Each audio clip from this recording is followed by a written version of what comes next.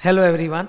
आज आप लोगों का लॉ का पेपर था। Only for the purpose of helping you to identify the MCQ solutions मैं पेपर डिस्कस कर रहा हूँ आप लोग सबके साथ। मैंने एग्ज़ाम के तुरंत बाद ही मेरे स्टूडेंट पंकज ने मेरे साथ पेपर शेयर कर दिया था। ये मल्टी चॉइस क्वेश्चंस 13 पेजेस के आए हैं। 13 पेजेस है, लेकिन कुछ इंपॉर्टेंट बातें जो मैं एनालिसिस बता देना चाहता हूँ before getting into the solution. ठीक है, आउट ऑफ 15 MCQs पूरा अगर आप स्टडी करते हो अच्छे से तो आप पाओगे कि 11 are easy, 2 are medium and 2 are hard. Hard बोलने का मतलब समझ में नहीं आ रहा कि ये ऑप्शन सही कि वो ऑप्शन सही कि सारे ऑप्शन गलत हैं। और आजकल ये संभव है। ICAI पिछले कुछ बार से जो भी MCQ के आंसर्स निकाल रहे हैं ना सजेस्टेड में, उसमें वो लोग ये तक बोल रहे हैं कि none of the options are right, तो स्टूडेंट लोग को 2 मार्क्स ऐसे ही मिल जाते हैं। या फिर किसी किसी MCQ में वो लोग 2 राइट ऑप्शन भी दे देते हैं, तो वो एकदम वैसा वाला क्वेश्चन है, हार्ड थोड़ा सा। ठीक है, तो 11 are easy, 2 medium and 2 hard. तो मैं बोलता हूँ कि लेकिन कुछ टिप्स है जो इस पूरे पेपर को स्टडी करके मुझे पता चला। फर्स्ट इज, इस बार 6 केस स्टडीज डाले गए थे, मतलब कोई भी सिंगल MCQ नहीं था, 6 केस स्टडीज थे, सब पे 3-3, 2-2 करके ऐसे 15 MCQs थे। आपको MCQ लास्ट से स्टार्ट करना चाहिए, फर्स्ट से स्टार्ट नहीं करना चाहिए। बिकॉज क्या होता है, शुरू वाले जो MCQs आपके पेपर में, अब ये तो पेपर रीशफलिंग होता है, हर स्टूडेंट को अलग मिलता है, पर जो पेपर मेरे सामने आया उस पेपर के अनुसार पहला वाला ही MCQ जो था वो फेमा वाला, वो हार्ड था। उसमें 2 अजीबोगरीब ट्रांजैक्शंस थे जो फेमा में CA इंटरमीडिएट के सिलेबस में नहीं है, CA फाइनल तक के सिलेबस में पहले कभी नहीं थे। ये रैंडम थे और इसमें ऑटोमेटिक और अप्रूवल रूट अप्लाई होगा, और इसके आंसर्स फिर भी कोई शॉर्ट कंफर्म नहीं है। तो हार्ड MCQ को देख के क्या होता है, मोरल डाउन हो जाता है। तो इंसान जो है ना, वो 11 ईजी MCQ को भी उसको लगता है हार्ड है। ये सच बात है। अब देखो, स्टूडेंट अगर पहले ही वो हार्ड MCQ से टकरा जाए तो उसके दिमाग में अगर भाई पूरा MCQ का पेपर ही हार्ड आया है, जबकि आप देखो 15 में से अगर 11 इजी है तो आप 11 2 22 तो स्कोर कर ही सकते हो। 3-4 आपसे गड़बड़ होने की संभावनाएं बिल्कुल रहेंगे। ठीक है, और एक बात मैं बोलना चाहूँगा, मैंने हमेशा बोला है paper you should always start with descriptive and not with MCQ। Because ये जितने भी बदमाशियाँ होती हैं ना, ये MCQ में ज़्यादा होती हैं, डिस्क्रिप्टिव में बदमाशियाँ कम होती है। उल्टा पुल्टा टाइप का क्वेश्चन सेट करना ICAI कम करता है डिस्क्रिप्टिव में रिलेटिव टू MCQ। और वैसे भी रीडिंग टाइम में पहले आपको हाथ में डिस्क्रिप्टिव मिलता है, तो you should study descriptive. Okay, now let me discuss the MCQs with all of you. ये पहला MCQ है, ये फेमा का है। स्पॉन्सरिंग, फर्स्ट ऑफ ऑल तो आप देख लो, ये एक प्राइवेट लिमिटेड कंपनी है, टेक सर्विस बेस्ड कंपनी। तो ये कोई स्टेट गवर्नमेंट या उसका PSU नहीं है। Okay, it is sponsoring not a sports tournament but some private tech conference abroad. तो आपको बताना है which of the following option is correct option. ठीक है, आंसर्स जो ये हार्ड वाला है तो इसके आंसर सब्जेक्टिव हैं। मैं बोल रहा हूँ एक आंसर, कोई और टीचर कुछ और आंसर बोलेंगे, आपको कुछ और आंसर जो आपने टिक किया होगा वो आपके एनालिसिस सही होगा। तो ऐसा पॉसिबल है। ये हार्ड वाले हैं, 2 हार्ड वाले हैं, उसमें से एक है नंबर 1। तो सबसे पहले प्रोहिबिटेड शेड्यूल 1, ऐसा तो सर था ही नहीं। शेड्यूल 1 के जो 8 ट्रांजेक्शन उसमें प्रोहिबिटेड लिस्ट में नहीं, तो ऑप्शन नंबर ए तो कटेगा। Option number 2, allowed freely as it is promotion of trade. मेरा बोलना है, मेरा ओपिनियन है कि ये आंसर ज़्यादा सही है, हाउएवर इसकी रीजनिंग गलत है। ये ट्रांजैक्शन फ्रीली अलाउड क्यों है? बिकॉज अगर आप स्पॉन्सरिंग एक्टिविटी के लिए पैसा दे रहे हो तो it does not result in creation of any asset और liability outside India, that means it's a current account transaction. और करंट अकाउंट ट्रांजैक्शन के लिए ऑटोमेटिक रूट अप्लाई होता है, यानी कि if a current account transaction happens which is not listed in any of the schedule 1, 2 और 3, then you can undertake that transaction freely without any approval. इसको बोलते हैं ऑटोमेटिक रूट। तो उस हिसाब से सही है, नॉट बिकॉज कि it is promotion of trade. तो रीजनिंग के साथ तो मैं भी अग्री नहीं कर रहा हूं कि प्रमोशन ऑफ ट्रेड है, पर मेरा ये मानना है कि हाँ, ये करंट अकाउंट ट्रांजैक्शन है, ऑटोमेटिक रूट में कहीं भी शेड्यूल 1, 2, 3 में लिस्टेड नहीं है, तो अलाउ होना चाहिए। 3 number, requires prior approval under schedule 2। Schedule 2 में स्पॉन्सरिंग ऑफ स्पोर्ट्स टूर्नामेंट वगैरह था, ये टेक कॉन्फ्रेंस वगैरह नहीं था, तो ये तो आंसर नहीं है। And number 4, does not require approval if rooted through EEFC RFC। वो EEFC RFC वाला जो पॉइंट होता है ना, जो शेड्यूल 3 की बात आता है, उसमें लिखा हुआ है अगर कंपनी कोई भी ट्रांजेक्शन कर रही है जो शेड्यूल 2 या शेड्यूल 3 में लिस्टेड है, शेड्यूल 2 या शेड्यूल 3 में लिस्टेड है फ्रॉम EEFC RFC, तो नहीं होगा पैसा, तो अप्रूवल नहीं चाहिए। पर ये ट्रांजैक्शन जो है ये तो शेड्यूल 2, 3 में कहीं लिस्टेड ही नहीं है, तो इस हिसाब से मेरे लिए आंसर सही नहीं है। फिर भी कई जन को ये आंसर थोड़ा सही लग सकता है। नाउ सच्चा आंसर क्या है वो तो ICAI बताएगी। ठीक है, माई opinion is more leaned towards option number 2, allowed freely, although I don't agree too much with the reasoning promotion of trade. Second question FEMA का है, वो एक टेक्निकल कोलैबोरेशन एग्रीमेंट हुआ है, उसमें रॉयल्टी रेमिटेंस करनी है। बहुत पहले कभी इसमें ऐसा नियम हुआ करता था फेमा में कि रॉयल्टी की लिमिट्स हुआ करती थी कि इतने तक आप दे सकते हो, इससे ज़्यादा दोगे तो आरबीआई का अप्रूवल लगेगा। फिर बाद में उन्होंने वो लिमिट्स हटा दी थी रॉयल्टी की। ये बहुत पुरानी बात है, पहले ही अमेंडमेंट आके कब का हट चुका है, मेरे पहले तुम्हारे पहले ये हट चुका ऑलरेडी। रॉयल्टी पे पहले लिमिट्स हुआ करते थे, ठीक है, कि टेक्निकल कोलैबोरेशन हो रहा है इंडिया के बाहर तो रॉयल्टी इतना इतना दे सकते हो, पर वो लिमिट अब हट गया, कब का हट गया है। तो इसलिए वो आंसर तो मेरे हिसाब से नहीं होना चाहिए। First, is it prohibited under schedule 1? No, it's not prohibited. Number 2, freely permissible. Government ने इनफैक्ट उस वक्त बोला भी था, ये पुराने क्वेश्चन में आया भी था कि रॉयल्टी पे अब कोई लिमिट्स नहीं है, फ्रीली परमिसिबल, आप कर सकते हो। तो I am more biased towards option number 2।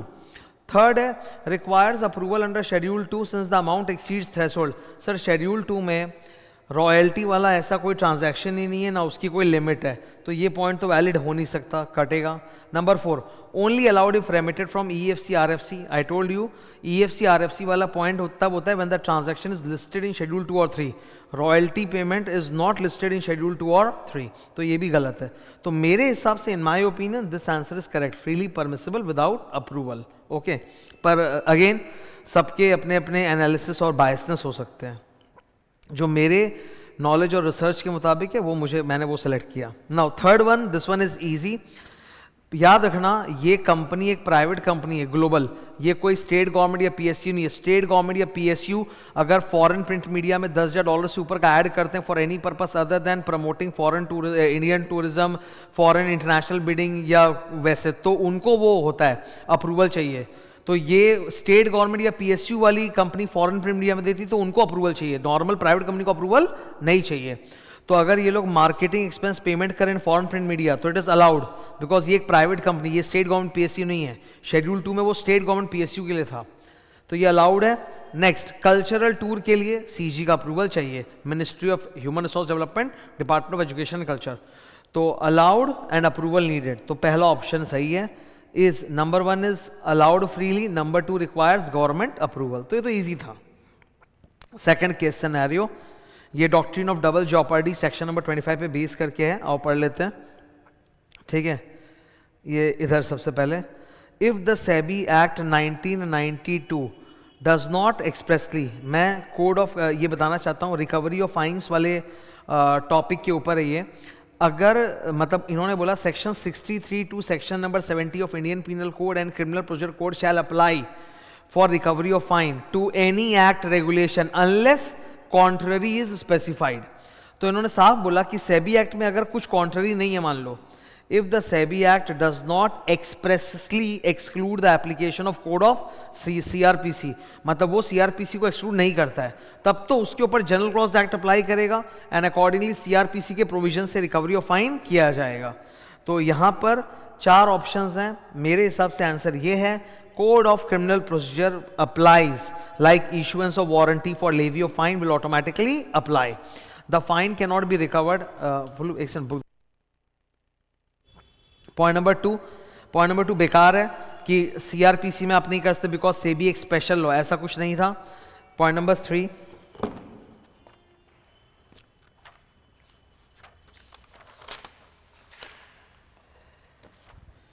मैं सेक्शन 25 एक बार आपको रीड करा देता हूं।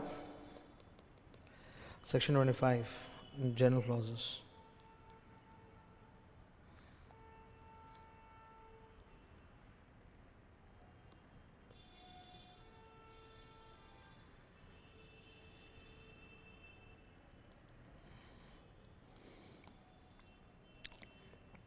ये देखो, section 25 recovery of fine, Section 63 to 70 of Indian Penal Code and CRPC shall apply to all fines imposed under any act, regulation, rule, bylaws unless it contains contrary provision.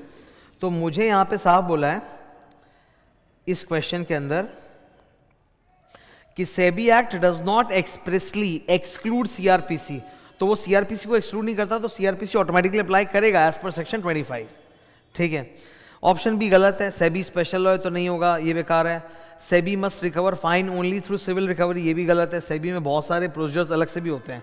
Number D, central government में issue a separate recovery notification, ये भी नहीं है, तो answer is automatically apply. Next, ये doctrine of double जॉपर्डी है, इस आदमी ने जो इनसाइडर ट्रेडिंग किया, इसके खिलाफ दो अलग अलग लॉ में ट्रायल चल सकते हैं, ये बिल्कुल अलाउड है। सेक्शन 26 डॉक्ट्रिन ऑफ डबल जॉपर्डी, ठीक है, जिसको हम लोग section 26 of general clause act बोलते हैं, वही कॉन्स्टिट्यूशन ऑफ इंडिया में आर्टिकल नंबर 20 में कहलाता है डॉक्ट्रिन ऑफ डबल जॉपर्डी। ये देखो यहां पर आपके खिलाफ दो अलग अलग लॉज में ट्रायल चल सकता है। There is no bar to trial under two enactments. आपके खिलाफ दो दो अलग अलग लॉ में ट्रायल भी चल सकता है, दोनों में पनिशमेंट भी मिल सकती है, बट ट्वाइस पनिशमेंट नहीं मिलेगी। मतलब जो मिलना है एक ही बार पनिशमेंट मिलेगा, डबल टाइम पनिशमेंट नहीं मिलेगा कि अभी तो हमने आपको इतनी सी दी फिर बाद में वापस और देंगे, वो नहीं। जो देना एक ही बार में दे दो, चाहे तो जोड़ के दे दो। Options, he can be trialed and convicted under both enactments but he cannot be punished twice for the same offense। twice का मतलब होता है कि आज सपोज मान लो एक में 3 साल जेल है, एक में 5 साल जेल है। जज चाहे तो आज ही 8 साल बोल सकता है, पर जज ये नहीं कर सकता ठीक है अभी तो 5 साल, फिर निकलते हो फिर बोलेगा और जाओ 3 साल, वो नहीं होगा। जो बोलना आज ही सजा दे दो। तो आंसर इज सी, ठीक है, ये भी इजी था। नेक्स्ट एलएलपी के ऊपर है, और एलएलपी वाले ये जो क्वेश्चंस है ना, ये थोड़े इन्होंने लंबे चौड़े कर दिए और पढ़ना पड़ेगा, मेहनत है।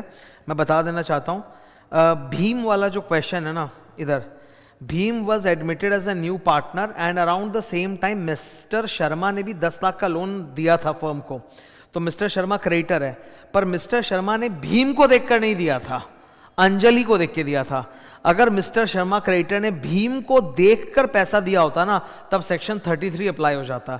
And according to section number 33, अगर इनकमिंग पार्टनर ने वादा किया है कि मैं इतना कैपिटल लाऊंगा पर अभी तक एग्रीमेंट नहीं हुआ है, पैसा नहीं लाया है, पर क्रेडिटर ने उसी भरोसे लोन दिया है, तो वो क्या उससे मजबूर करके उससे उसका कैपिटल का पैसा लाने के लिए बोल सकता है।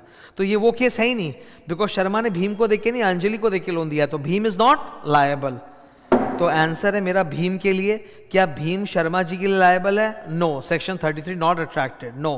Number 2, Arjun statement of accounts and solvency में उसने झूठा झूठा प्रॉफिट दिखाया है क्रेडिटर्स को चकमा देने के लिए, इसको बोलते हैं fraud under section 30। Fraud under section 30 के लिए अनलिमिटेड लायबिलिटी होती है, Arjun becomes personally liable. Is Arjun personally liable? Yes. तो ऊपर no, Bhim no, Arjun yes. तो मेरा आंसर है नो, यस, दिस वन। मैंने इसको मीडियम रेटिंग दिया है, ठीक है। अच्छा नकुल, नकुल एक नॉर्मल पार्टनर है, उसने पैसा विड्रॉ किया है, ये सेक्शन नंबर 28 पे बेस्ड है। No partner is liable for the wrongful act और omission of other partner, however the partner who has committed the wrongful act or omission is liable for his wrongful act, is personally liable for his wrongful act। तो नकुल ने 3 लाख रुपए personally draw कर लिए, वो personally liable है, उसके लिए उसकी रॉन्गफुल एक्ट है, तो नकुल इज पर्सनली लायबल। पर उसके लिए अगर किसी वेंडर को पेमेंट होने में कोई डिफॉल्ट भी हो जाता है, तो जस्ट बिकॉज कि Anjali is a partner solely by the reason of becoming a partner she does not become liable. तो नकुल की गलती के लिए अंजलि लायबल नहीं है। तो Nakul is personally liable, yes. Anjali is not personally liable, yes, no. तो आंसर है यस, नो, ठीक है। नेक्स्ट, इस क्वेश्चन में डिपॉजिट, चार्ज और मैनेजमेंट 3 चीज का मिक्सचर हुआ है। सबसे पहले तो इन्होंने डिपॉजिट्स की धज्जियां उड़ा दी, प्राइवेट कंपनी होके भी पब्लिक को इनवाइट कर लिया कि आओ हमारे अंदर एफडी करो। डायरेक्टर ने कोई रिटन डिक्लेरेशन नहीं दिया, इन्होंने कोई डिपॉजिटर्स ट्रस्टी अपॉइंट नहीं किया है, लिक्विडिटी क्रिएट भी नहीं किया डीआरआरए में, तो प्रचंड वायलेशन है। तो अकॉर्डिंग टू 76A सजा मिलेगी। अब हमसे पूछा जा रहा है कि सजा में इनमें से कौन सा ऑप्शन सबसे सही है। पहला, directors are liable only wilful fraud is committed. No no, wilful होगा तो 447, वरना ऐसे तो पनिशमेंट है ही, तो ये गलत है। Second, only the company will be punishable fine, wrong. Company and officer in default दोनों पे सजा है। कंपनी पे सजा होती है 1 करोड़ और 2 times the amount of deposit which ever is lower से लेकर 10 करोड़ तक, और ऑफिसर इन डिफॉल्ट पे होता है 7 साल का जेल एंड 25 लाख से 2 करोड़। तो ये ऑप्शन सी सही है। और D number again civil recovery, ये भी बेकार है। चार्ज, अगर चार्ज रजिस्टर नहीं होता है तो charge is void against the liquidator, मतलब लिक्विडेटर आपको सिक्योर्ड क्रेडिटर नहीं मानेगा, and the charge is void against other creditors, दूसरे क्रेडिटर्स के सामने भी आप अनसिक्योर्ड की तरह ट्रीट किए जाओगे। तो void against the liquidator and creditor, this line is the perfect line, बाकी सारे लाइन्स आर बेकार। सेकेंड, कंपनी एंड ऑफिसर्स पर पेनल्टी तो लगेगी अंडर सेक्शन 86 चार्ज में, ठीक है। कंपनी पे होती है 5 लाख, ऑफिसर पे होती है 50,000, विलफुल ऑफेंस है तो 447। तो 9 का आंसर है ये ऑप्शन नंबर बी। नंबर 10, ये वाला बड़ा खतरनाक था। एक सबसे बड़ी दिक्कत है कि इन्होंने एजीएम ही शॉर्ट नोटिस पे कॉल किया। 30 सितंबर का एजीएम है, 10 सितंबर को नोटिस गया, तो शॉर्ट नोटिस पे एजीएम है। दूसरी बात है, एजीएम के दिन एक ही शेयर होल्डर आया, तो obviously quorum is not present within half an hour, it was adjourn to after 1 week, 7 October को किया, और उसमें भी वो एक ही शेयर होल्डर आया और उन्होंने मीटिंग करके रेजोल्यूशन पास कर ली है। फर्स्ट ऑफ ऑल तो मैं बोलना चाहता हूँ, शॉर्ट नोटिस की वजह से मीटिंग बुलाया गया, इसका डायरेक्टली क्वेश्चन पे कोई इंपैक्ट नहीं आ रहा है, ठीक है। वो ओरिजिनल मीटिंग ही इनवैलिड है, एडजर्न मीटिंग भी इनवैलिड होगी, वो सब का डिस्कशन यहाँ कुछ है ही नहीं। नेक्स्ट एक मुद्दा ये होता है कि आईसीआई के मैट में सेक्शन नंबर 103 में क्लियर बोला है कि अगर एडजर्न मीटिंग में जितने भी मेंबर आए उसी को आप कोरम मान के कर लो, पर उसमें कम से कम 2 मेंबर होने चाहिए एज पर सेक्रेटरियल स्टैंडर्ड 2, कि even at the adjourn meeting 2 members तो चाहिए ही चाहिए, वरना वो आप उसमें भी डीम्ड कोरम अप्लाई नहीं कर सकते। तो यहाँ एक ही शेयर होल्डर आया था, इन्होंने पास कर लिया, तो ये एडजर्न मीटिंग में पास हुए जितने भी रेजोल्यूशंस है सबके सब मैं बोलूंगा इनवैलिड है, ठीक है। ये तो क्लियर कंक्लूजन है कि एडजर्न मीटिंग और उसमें पास हुए सारे रेजोल्यूशंस इनवैलिड है। पर क्वेश्चन की डायरेक्शन कुछ और है। इन्होंने बोला कि ये जो पूरा मामला है कि एक ही शेयर होल्डर आया, सारे रेजोल्यूशन पास कर लिया एडजर्न मीटिंग में, ये मामला किस चीज में हैंडल होगा? तो आर्टिकल्स में हैंडल होगा, ये तो है ही नहीं, कटेगा। ट्राइब्यूनल अंडर सेक्शन 98 वो एजीएम पे होता नहीं है, वो तो ईजीएम एंड अदर मीटिंग्स पे होता है, वो भी नहीं होगा। Only confusion is between A and C. My opinion is A होना चाहिए आंसर, बिकॉज आपने बात की कि कोरम नहीं आया, एडजर्न हुआ है, फिर तो the matter should be discussed as per 103। अब वो वैलिड होगा कि इनवैलिड वो अलग बात है, but it has to be determined as per section 103। ये मेरा ओपिनियन है, but somebody can again challenge, वो बोल सकता है कि सर यहाँ तो एजीएम ही गलत है, आपने शॉर्ट नोटिस पे बुलाया। तो हो सकता है कि ऑप्शन नंबर सी को टिक करना चाहें, पर मैं बोलना चाहूंगा शॉर्ट नोटिस पे जो एजीएम बुलाया ना, वो सेक्शन नंबर 101 में फॉल करेगा। 21 डेज 101 में आता है, 96 में नहीं आता है। तो ये एक्चुअली में सेक्शन 96 वाले केस में फॉल डायरेक्टली तो नहीं करेगा, but still you have an argument कि as per section 96 AGM should be held within the time limit, even the adjourned AGM should be held within the time limit, otherwise penalty is imposable, ठीक है। तो कोई कोई angle से section 96 में जा सकता है, वरना by and large I am more inclined towards section 103, ठीक है। बट यहां पे मैं बोल रहा हूं कि हो सकता है कि सेक्शन 96 भी आंसर पॉसिबल है। फिर एलएलपी के ऊपर फिर एक केस है, LLP which got converted to a private company, ठीक है। सबसे पहले ये कंसिडरिंग सेक्शन 60 से 62 implication and conversion of LLP to company, ये जो एलएलपी से कंपनी में कन्वर्ट हुआ इसका पूरा ज्ञान देना है। पहला क्वेश्चन राइट्स इशू का है, it's a private company, 94% of the number of members ने पहले से ईमेल में राइटिंग में बोल दिया था, तो क्या ये राइट्स इशू का जो नोटिस पीरियड होता है वो 3 दिन का होता है, क्या उससे कम कर सकते हैं?